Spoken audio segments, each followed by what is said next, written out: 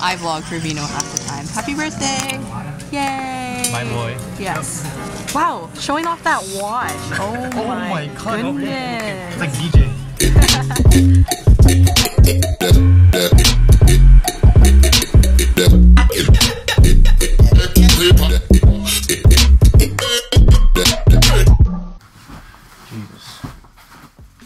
So I wasn't working at all during the regular school year, but I did spend a lot of it just studying and focusing on other stuff. But now it's during the summer and I only have classes on Tuesday, Thursdays.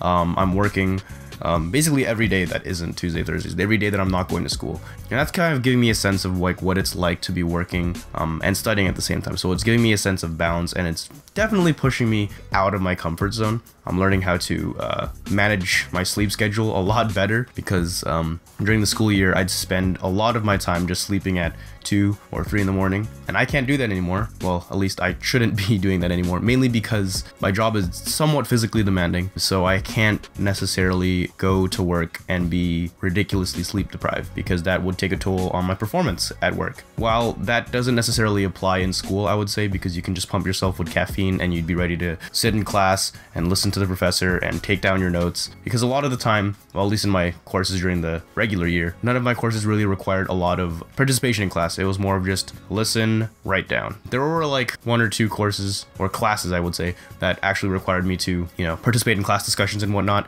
or activities, but those classes were actually later in the day, so I could afford to sleep in a bit and actually get to class and not be dead from sleep deprivation. Now that I have courses that are more engaging, I can't sleep really late. You know, I have to manage my time wisely and not put things off to the last minute like I do with my videos sometimes, or with schoolwork, or with realistically anything. You know, I'm a huge procrastinator, but I'm working on changing that. So speaking of going out of my comfort zone, I'm constantly going through my videos and just looking for ways to improve them, or looking for ways to change it up. After going through my videos for a while, I kind of realized that despite doing my best to talk about a certain point, like a specific point that is related to whatever I did throughout that week and a half, and kind of bring it back to an overall overarching lesson, that is kind of work, but I feel like to most people it is not interesting enough. And you know, I don't want to say that I'm trying to pander to my audience by, you know, only working for you guys, because entertainment or YouTube, I would say, is kind of like a two-way street. You know, it's all about entertaining the viewers, and I'm creating this media and this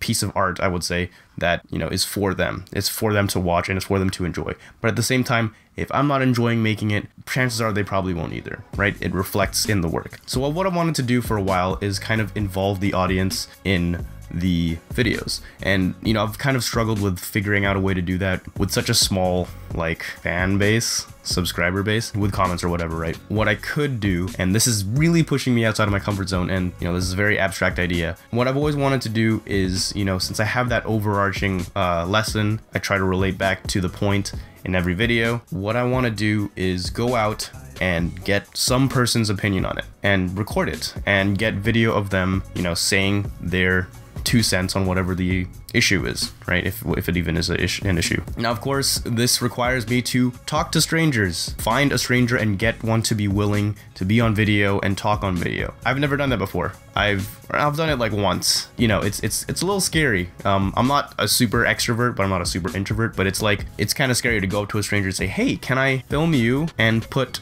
potentially your opinion out on the internet? The only reassuring fact I can give them is the fact that it won't reach that many people. You know, it is something that I've wanted to do, and I'm sure there are plenty of people out there who are willing to just throw their word out there and are confident enough, you know, to do so.